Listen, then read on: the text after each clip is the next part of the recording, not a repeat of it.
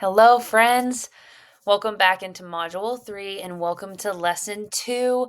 You just got off a lesson with Barrett, and now here we are on one of my favorite ones, authentic storytelling in marketing. This is talked about often in social media right now, but is incredibly generic. So, I'm going to talk a little bit more about it in depth and why it is so needed around branding and building your business on social media because we are the brand.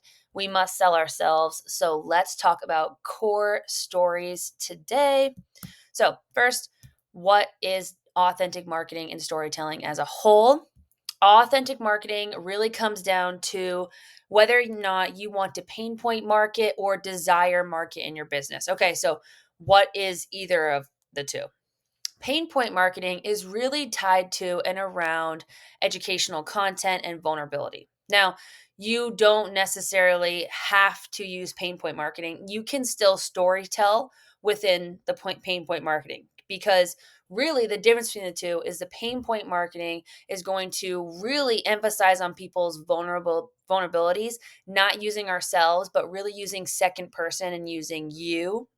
So it's really going to tie into sympathies instead of desire marketing uses the diamond theory, where it's going to draw in our own experiences, our own stories, and we'll get to core stories, but it's going to tie in my own transparency, my own honesty using first person. Okay, and where I'm going to tell my consumer my own desires and my own stories so that they can relate to me now. So instead of me relating to them and in pain point marketing, they are going to attract and relate to me.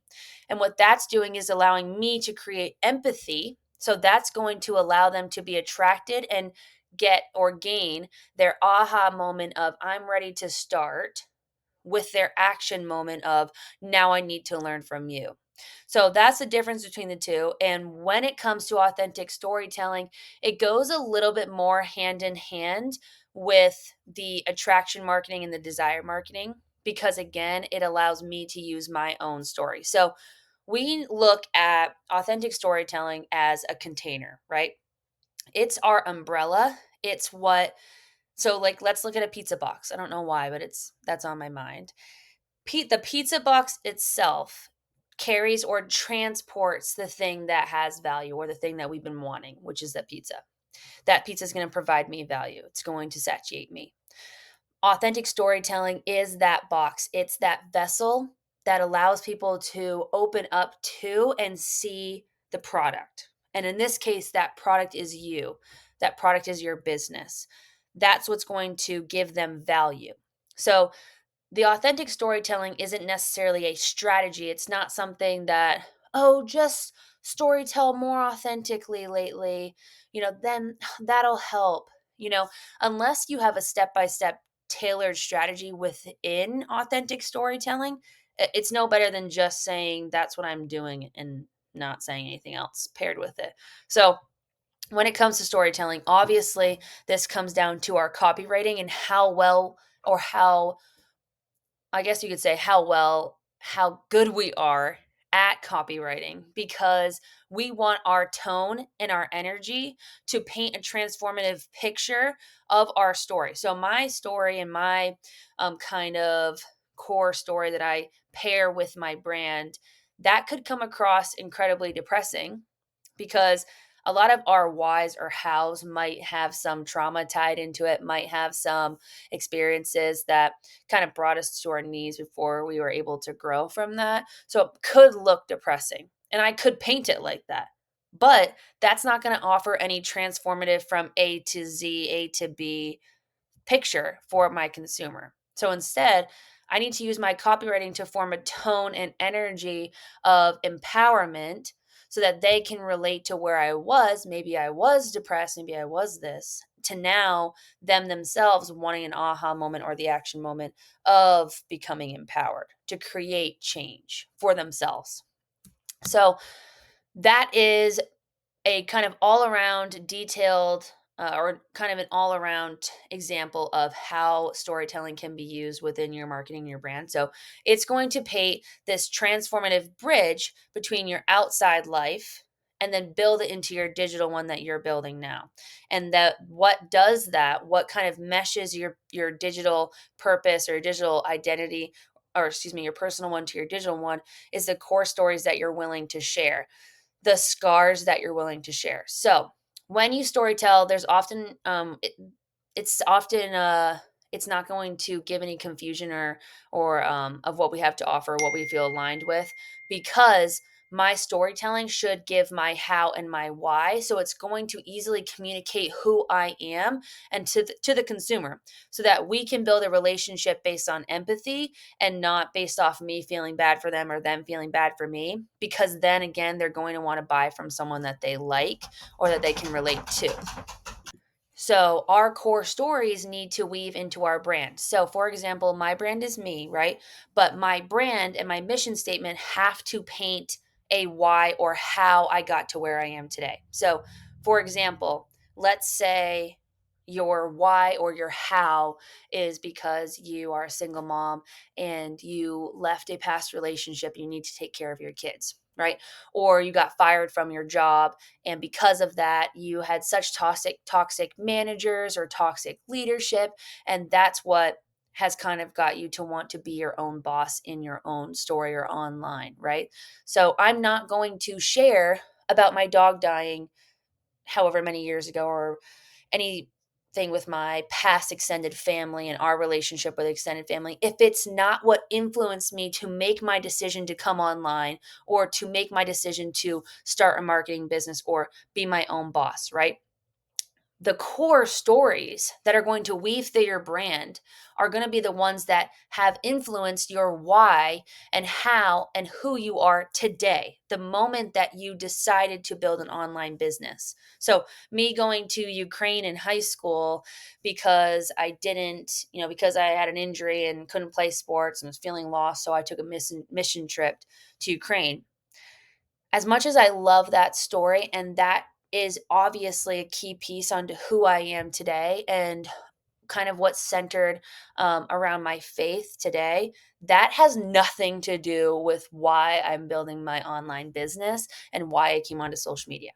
So we all have a story to tell. It's just we have to be willing to heal the ones that have allowed us or influenced us to create an online business, so that we can transform them from something that's painful, these scars, to something that is, or excuse me, scabs, to something that's more of a scar that I can very honestly and transparently share online, so that I can mold that into my brand.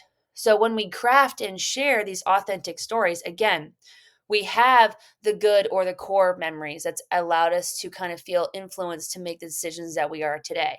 And then we have the scars. I mean, our scabs, the traumatic childhood, maybe words or experience that affected you negatively, bad experiences with work or a boss, and then the good memories is any achievements, accolades, any things we've counted as our sort of success, any positive abilities or skills that we have, special relationships that maybe have healed us or even have hurt us in the past. We're going to nitpick all of these things and see and ask ourselves, are they what influenced me on who I am today? Are they the reason onto why I have for years wanted to make this decision, but just now I'm making a decision to start something for myself? Or have they cultivated the passions that I so badly want to share and monetize online, right? Because not really when you're a kid. I don't know about you, but when I'm like 4 years old, I'm like, I have passions now. No, the experiences and relationships, what we've once been told, all of that's going to cultivate into what we like to do and who we are. We just have to decide which ones were important enough or influenced our life enough to want us to make this decision or have this kind of aha moment and come online. So we're going to use all of these things to differentiate ourselves and our brand, and to differentiate core stories that surround our brand and stories that we can still tell, but they're not necessarily our brand. It's just kind of stuff that maybe we have once experienced in the past that's going to help us relate to other people. But when we share online, right, we have to be willing to stand out and form this kind of uniqueness and to branch out. If you and your goal is to come on social media so that you can receive attention or fit into a certain box, you're not going to make it on social media or remain successful or sustainable because you're just going to mesh into the crowd and overlap with different people that might be doing things the same way you are or selling the same things that you do, right? And if you can't necessarily speak or provide any controversy, which not many people like to talk about, but you will be remembered even more on social media if you provide an opinion. You are any one of your opinions, whether they're good opinion or bad opinion, which there is no such thing, but to somebody else, they might see it as that. You're going to find people relate to your opinion and you're going to find that people don't relate to your opinion, but you still have to be able to share that. And you're going to be remembered for it because controversy is what sparks in marketing. It's always going to light a fire in marketing because it's always you speaking against a certain popular opinion. And that's going to allow you to be remembered, and it's going to allow you to form deeper, stronger, long term relationships with people that do agree with your opinion, right? So, the standing out is going to allow you to create this kind of presence around your brand who is not someone that's going to mold in or fall into the sheep, right? And you, by not sharing your opinions or by not sharing your story, you've already unconsciously or subconsciously fit and put yourself into the crowd because you're not willing to be weird or share something that only you like or share an opinion that only you have feel as though you have, even though I bet you there's someone else out there that agrees with you, you know? So if you don't share that and you aren't willing to share that, you're already subconsciously fitting yourself into this box on social media of just inspiration that people will forget. So your brand identity does not have to be found in this aesthetically pleasing reel cover. That can happen. You can make a brand around colors and fonts and everything being linear and real covers. I'm just telling you that the more you focus on these things and the more you focus on how we look, then that is less sustainable than actually providing your personality or your priorities or your morals, values, opinions through your content and focusing on that instead. Trust me, one of the two is going to provide you with a more sustainable business than the other. So you can still kind of focus on these things, but they shouldn't be your priority when you're forming a growth mindset or you're forming a cultivating environment on social media that's going to take you for the long run, right? That stuff, color psychology, sales cut psychology around our messaging, around our fonts, what looks best, what doesn't, the emotions we want to provide in our colors, we will talk about that and that will come in later. But your storytelling, especially as a small account or especially as someone who is starting out, needs to be focused on first before we focus on this aesthetically pleasing page, because people will forget the colors or the fonts before they forget something that actually stuck with them based on your story that you provided. So that is a deeper look onto storytelling. Barrett's going to jump right into genuine connections through storytelling in this next lesson. And then lesson 4, I'll provide you with some ethical practices that we can work on in our business.